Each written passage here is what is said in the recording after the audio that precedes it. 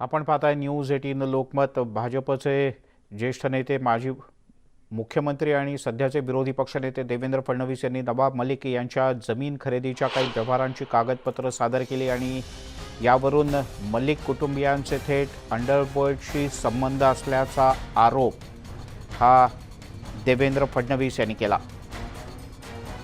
त्यांनी कुर्ल्यातल्या एका जमिनीचा उल्लेख केला। ही जमीन फक्त 30 लाखात विकत घेण्यात आली आणि प्रत्यक्षात पैसेही कमी देण्यात आले। सलीम पटेल या मुंबई बॉम्बस्फोटातल्या एका गुन्हेगाराच्या आणि अन्य एकाच्या मालकीची ही जमीन होती आणि याच संदर्भात आपण अधिक जाणून घेऊयात। थेट याच जमिनीच्या आणि याच मालमत्तेच्या परिसरातून विशाल आपले प्रतिनिधी आपल्यासोबत जोडले गेलेत। विशाल,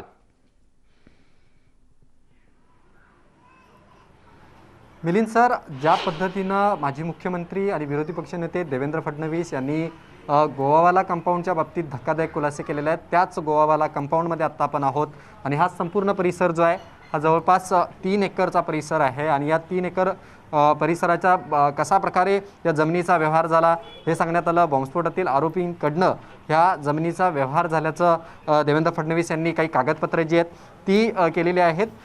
सरदार शाह वली खान आणि मोहम्मद सलीम इशाक पटेल उर्फ सलीम पटेल यांच्याकडनं ही जमीन जी आहे ती नवाब मलिक यांनी घेतल्याचं सांगितलं आणि अत्यंत कमी किमतीत कवडी मोलाच्या भावावरती जमीन घेतल्याचं त्यांनी सांगितलं। 30 लाखामध्ये हा सगळा व्यवहार झाल्याचं त्यांनी सांगितलेलं आहे। LVS रोड जो आहे तो अत्यंत समोर आहे, अत्यंत मुख्याच्या ठिकाणी ही जागा जी आहे ती आहे। आपल्याला माहिती आहे की मुंबईतल्या जागांचे दर कशा प्रकारे आहेत आणि ज्या पद्धतीनं हा व्यवहार झालेला आहे त्याच्या बाबतीत अनेक कागदपत्रे जी आहेत ही देवेंद्र फडणवीसांनी समोर आणलेली आहेत। खरं तर या जमिनीचा व्यवहार जो आहे हा 12 सप्टेंबर 2005 रोजी झालेला आहे आणि त्याची जनरल स्टॅम्प ऑफिसमधली एक रिसीट आहे। त्या रिसीटमध्ये असं उल्लेख करण्यात आले की जवळपास 17,67,200 रुपयाची रिसीट जी आहे ही एक आहे आणि संपूर्ण कागदपत्र याच्या बाबतीत आहे। एका कंपनीच्या माध्यमातून ही जमीन जी आहे त्या जमिनीचा व्यवहार झाला। सध्या मलिक कुटुंबांकडनं असं सांगण्यात येते की जे आरोपींची जे नावं घेतलेत आलेले आहेत ते या बाबतीत होते की नाही याची आम्हाला माहिती जी आहे ती नव्हती आणि हाच गोवावाला कंपाऊंड आहे ज्या ठिकाणी आता अनेक वेगवेगळ्या प्रकारच्या सोसायटीसुद्धा निर्माण झालेल्या आहेत। लोक राहण्यासाठी या ठिकाणी आलेले आहेत। हे एक गोवावाला कंपाऊंडमध्ये एंट्री केल्यानंतर अवघ्या एक 50 मीटरच्या अंतरावरती ही एक सोसायटी आहे आणि आपण बघू शकतो की ही सोसायटी जी आहे ही सोसायटी या ठिकाणी निर्माण करण्यात आलेली आहे। या ठिकाणी लोकसुद्धा राहायला जे आहेत ते आलेले आहेत आणि हाच संपूर्ण गोवावाला कंपाऊंडचा परिसर आहे। दुसऱ्या बाजूला जर आपण पाहायला गेलं तर हा दुसऱ्या बाजूला छोटे मोठे उद्योग जे आहेत हे या गाळ्यांमध्ये सुरू असलेले आपल्याला पाहायला मिळत आहेत। रॉ हाऊसेस जे आहेत ते या ठिकाणी बनवण्यात आलेले आहेत आणि हा संपूर्ण परिसर जो आहे हा जवळपास 3 एकरचा आहे आणि ज्याच्यामध्ये देवेंद्र फडणवीस यांनी ज्या पद्धतीनं आरोप केलेले आहेत आणि ज्या पद्धतीनं कागदपत्र दिलेले आहेत मुंबई बॉम्बस्फोटामध्ये ज्या आरोपी आहेत यांच्याकडनं ही जमीन खरेदी झालेली आहे, या जमिनीचा व्यवहार झाल्याचे आरोप आणि काही कागदपत्रे जी आहेत ती देवेंद्र फडणवीस यांनी सादर केलेली आहेत। दुसरी बाजू म्हणजे आपण या जर पाहायला गेलं तर LVS रोडच्या बाजूलाच ही जागा आहे आणि जवळपास लांब अशी ही संपूर्ण परिसर आपल्याला पाहायला मिळतो। दुसऱ्या बाजूला जर आपण पाहायला गेलं तर ज्या वेळेला ह्या जमिनीचा व्यवहार होत होता त्यावेळेपासूनचे काही टेनेंट जे आहेत, लोक जे आहेत ते ह्या ठिकाणी राहतात असं कळतंय। खरं तर या ठिकाणी आपण पाहायला गेलं तर हा सगळा परिसर जो आहे हा पूर्ण कंपाऊंडमध्ये लोकसुद्धा राहायला आलेले आहेत, छोटे मोठे उद्योगसुद्धा या ठिकाणी चालतात। त्यामुळे ज्या पद्धतीचे आरोप झालेले आहेत गोवावाला कंपाऊंडच्या बाबतीत आणि अन्य 4 प्रॉपर्टीच्या बाबतीतसुद्धा देवेंद्र फडणवीस यांनी आरोप केलेले आहेत आणि सांगितलेलं आहे की अशाच प्रकारे अत्यंत कमी किमतींमध्ये ह्या जमिनींचा व्यवहार झालेला आहे आणि सगळ्यात महत्त्वाचं म्हणजे ह्या जमिनीचा ज्या वेळेला व्यवहार होत होता त्यावेळेला नवाब मलिक हे मंत्री होतं असं सुद्धा त्यांनी सांगितलेलं आहे आणि हा सगळा परिसर जर पाहायला गेला तर जवळपास 3 एकरचा परिसर आहे आणि अवघ्या 30 लाखामध्ये या जमिनीचा व्यवहार जो आहे हा झाल्याचं कागदपत्रांमधून आपल्याला पाहायला मिळतंय। त्यामुळे कुठेतरी आता आरोप प्रत्यारोपांच्या फैरी होत असताना थेट नवाब मलिक यांनी कोणाबरोबर जमीन विकत घेतलेली आहे, कशा प्रकारचा व्यवहार झालेला आहे हे राज्याचे विरोधी पक्षनेते देवेंद्र फडणवीस यांनी कागदपत्रांच्या समोर आणलेलं आपल्याला पाहायला मिळतंय आणि ज्या पद्धतीनं ज्या आरोपींची नावं आहेत विशाल, सगळ्यात आधी न्यूज 18 लोकमत पोहोचलं या ठिकाणी या गोवावाला कंपाऊंडच्या परिसरात आणि ही जमीन आणि ही सगळी जागा आम्ही तुम्हाला दाखवत आहोत. प्रणाली कापसे आपल्यासोबत आहेत, जिथे देवेंद्र फडणवीस यांनी काहीच मिनिटापूर्वी पत्रकार परिषद घेतली होती. प्रणाली, देवेंद्र फडणवीस यांनी कागदपत्र सगळी सादर केली. त्यांनी असं म्हटलं की असे आणखीनही काही व्यवहार आहेत, त्याच्यातला फक्त एक व्यवहार मी आत्ता सांगतोय. याचा अर्थ असा थेट म्हणायचा की आता इथून पुढचं जे नवाब मलिक यांचं वाकयुद्ध असेल ते देवेंद्र फडणवीस यांच्यासोबतच असेल. मिलिंद सर, उर्वरित जे एकूण 5 प्रकरणं आहेत त्यांनी असं सांगितलं. एका प्रकरणाची कागदपत्र त्यांनी आपल्याला दाखवलेली आहे आणि उर्वरित 4 प्रकरणं जी आहेत ती सुद्धा नवाब मलिक यांच्याच कुटुंबियांशी संबंधित आहे आणि त्या 4 प्रकरणांमध्ये सुद्धा अंडरवर्ल्डशी थेट संबंध असल्याचा दावा जो आहे तो देवेंद्र फडणवीसांनी केलेला आहे. आपण एक प्रकरण दाखवतो आहोत. उर्वरित 4 प्रकरणं जी आहे तीही अशा स्वरूपाची आहे असं त्यांनी सांगितलेलं आहे आणि त्याच्यामुळं आता इथून पुढे नक्कीच नवाब मलिक यांच्या अडचणीमध्ये वाढ होईल असं दिसून येत आहे. कारण आता ज्या या प्रकरणामध्ये ज्या एजन्सीशी संबंधित असेल ती एजन्सी ठरवेल आणि त्या एजन्सीकडे हे प्रकरण जाईल अशा पद्धतीचं वक्तव्य देवेंद्र फडणवीस यांनी केलेलं आहे आणि त्याच्यामुळे इथून पुढे नक्कीच नवाब मलिक यांच्या अडचणीमध्ये वाढ होणार आहे.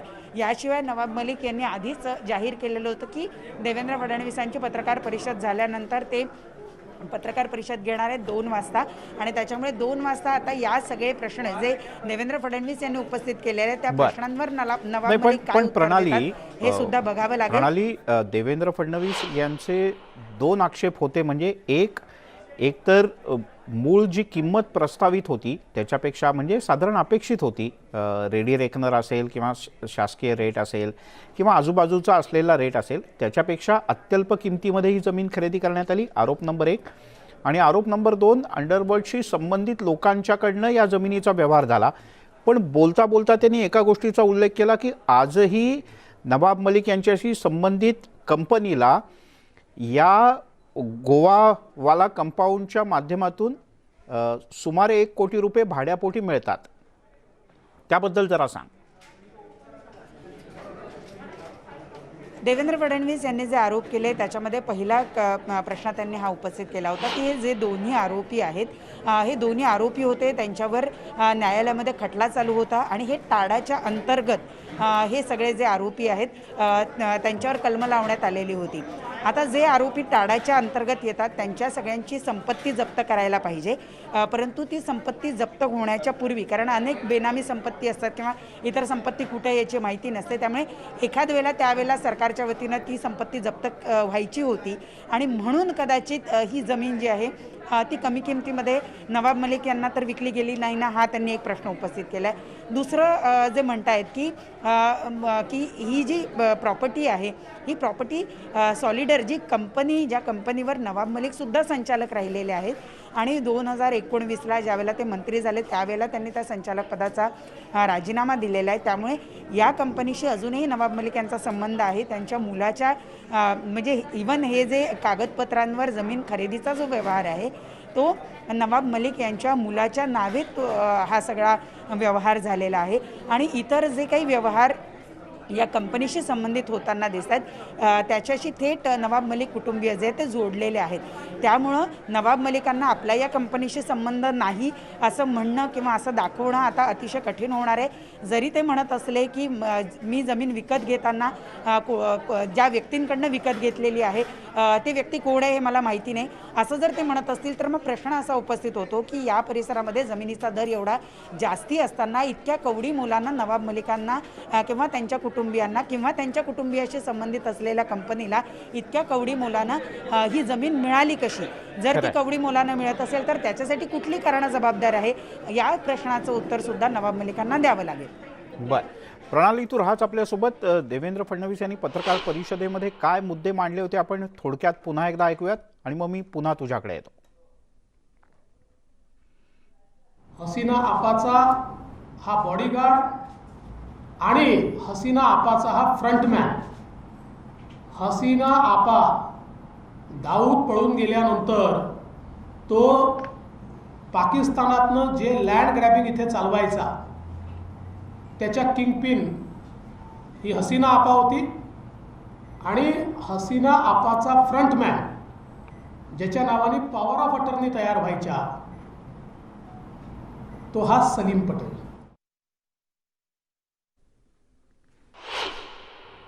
जवळजवळ 3 एकराची या दोघांनी सॉलिडस नावाच्या एका कंपनीला विकली आहे आणि सॉलिडस इन्व्हेस्टमेंट्स प्रायव्हेट लिमिटेड यांच्या वतीनं याच्यावर सही केली आहे फराज मलिक यांनी. आजही ही कंपनी नवाब मलिक यांच्या परिवाराची आहे. काही काळ, छोटा काळ स्वतः नवाब मलिक देखील याच्यामध्ये एक डायरेक्टर राहिलेले आहेत. आणि सगळ्यात महत्त्वाचं असं आहे की या दोघांनी म्हणजे हे जे 2 सरदार शाह वली खान आणि मोहम्मद सलीम पटेल या दोघांनी सॉलिडसला ही जागा विकलेली आहे केवळ 30 लाख रुपयामध्ये.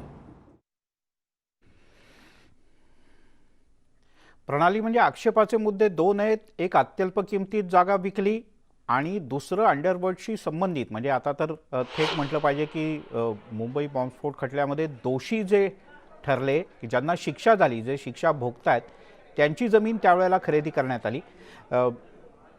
त्यांना असं थेट म्हणायचं होतं की हा व्यवहार जाणीवपूर्वक झालेला आहे, अजाणतेपणानं नाही.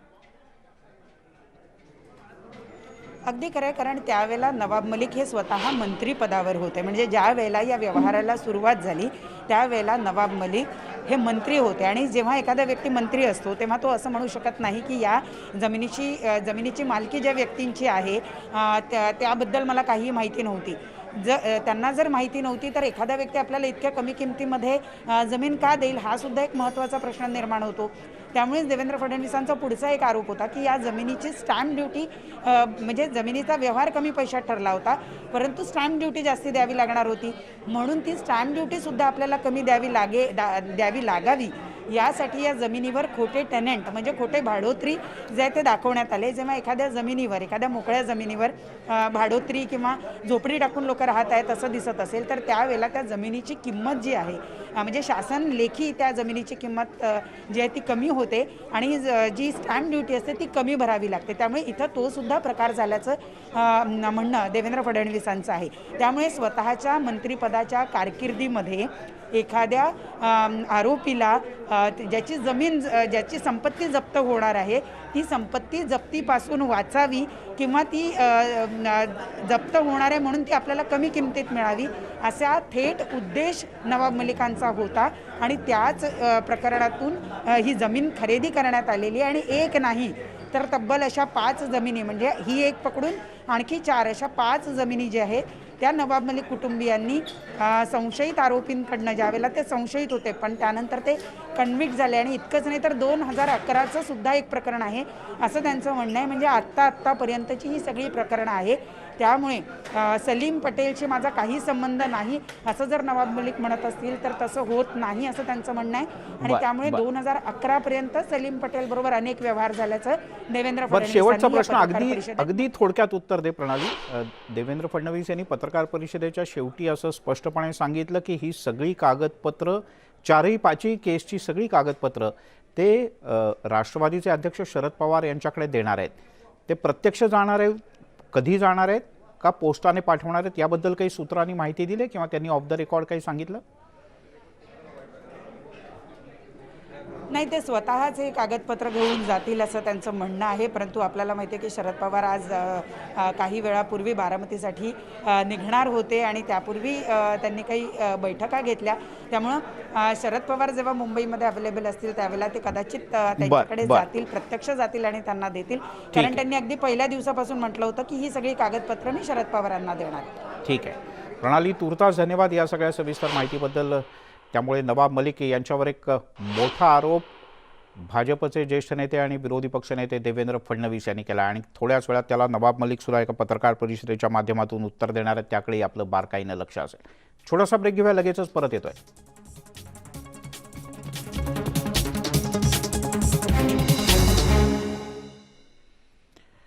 आपण पाहताय दुपारच्या बातम्या. विरोधी पक्षनेते देवेंद्र फडणवीस यांनी राष्ट्रवादीचे नेते आणि मंत्री नवाब मलिक यांच्यावर अंडरवर्ल्डशी संबंधित व्यक्तीच्या सोबत व्यवहार केल्याचा थेट आरोप केला. एवढंच नाही तर त्यांनी काही कागदपत्र सुद्धा पत्रकार परिषदेत सादर केले. मुंबई बॉम्बस्फोटातील आरोपींच्याकडून 3.5 कोटींची जमीन फक्त 20 लाखात खरेदी केल्याचा खळबळजनक आरोप देवेंद्र फडणवीस यांनी केला आहे. मुंबईतल्या लालबहादूर शास्त्री मार्गावरची 3 एकर जमीन केवळ 20 लाखात मलिक यांना कशी मिळाली असा प्रश्न सुद्धा देवेंद्र फडणवीस यांनी उपस्थित केला. यासाठी त्यांनी केलेल्या जमीन व्यवहाराचे पुरावे देवेंद्र फडणवीस यांनी दिले. तसंच सलीम पटेल कोण होता, त्यानं तुम्हाला इतक्या स्वस्तात जमीन का विकली असा प्रश्नही त्यांनी उपस्थित केला आहे.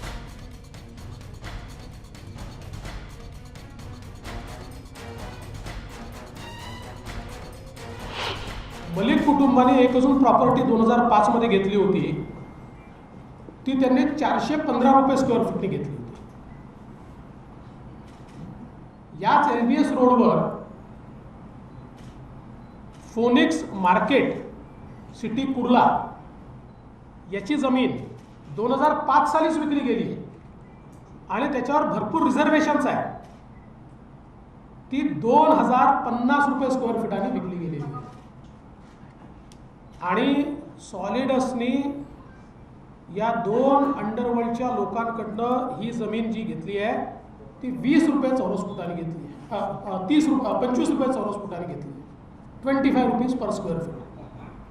25 रुपये चौरस फुटाने ही जमीन त्यांनी घेतली आहे.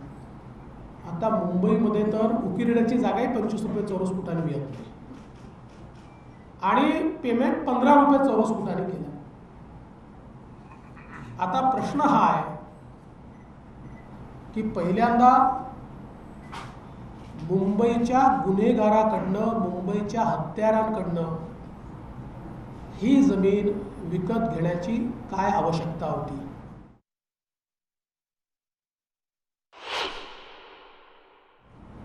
या दोघांनी तुम्हाला इतकी प्राइस लँड कवडी मोलाच्या भावाने का विकली, कवडी मोलाच्या भावाने. टाळा कायद्याच्या अंतर्गत त्यावेळी हे आरोपी होते आणि कन्व्हिक्शन जवळ होतं. 7 साली कन्व्हिक्शन झालं आहे त्याचं आणि ते नंतर सुप्रीम कोर्टाने कन्फर्म केलं आहे.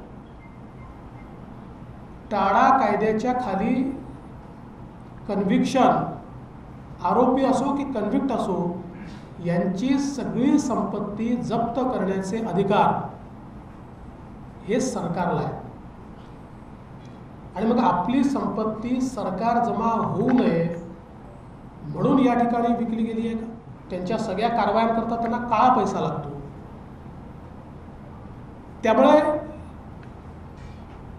कुठेतरी त्यांची प्रॉपर्टी जप्त होऊ नये म्हणून किंवा काळा पैसा देऊन या ठिकाणी ही प्रॉपर्टी विकत घेण्यात आली आहे का, हा माझा सवाल आहे. CBI आहे, ती ED आहे की ती NIA आहे, जी कुठली ॲप्रोप्रिएट अथॉरिटी आहे, त्या ॲप्रोप्रिएट अथॉरिटीकडे हे सगळे कागद मी देणार आहे. आणि यासोबत मी अनाऊन्स केल्याप्रमाणे या सगळ्या कागदांची एक प्रत राष्ट्रवादी काँग्रेसचे सर्वेसर्वा श्री शरद पवार साहेबांनाही मी देणार आहे. थोड्याच वेळात नवाब मलिक यांची सुद्धा पत्रकार परिषद आहे, त्यावरही आपलं लक्ष असेल. एका दिवसात यशाच्या शिखराला गवसणी घालता येत नाही, पण प्रामाणिकता आणि चिकाटी असेल, सातत्य असेल तर एक दिवस यश नक्कीच मिळतं. देशामध्ये दूध क्षेत्रात क्रांती घडवणाऱ्या अमूलचा प्रवाससुद्धा असाच अगदी छोटासा खेड्यातून सुरू झाला, पण देश 75 वर्षांचा झाला आणि अमूलचा हा दैदिप्यमान इतिहाससुद्धा 75 वर्षांचा. अमूल आपला आनंदोत्सव साजरा करताय, यातले काही सुवर्ण क्षण पाहूयात.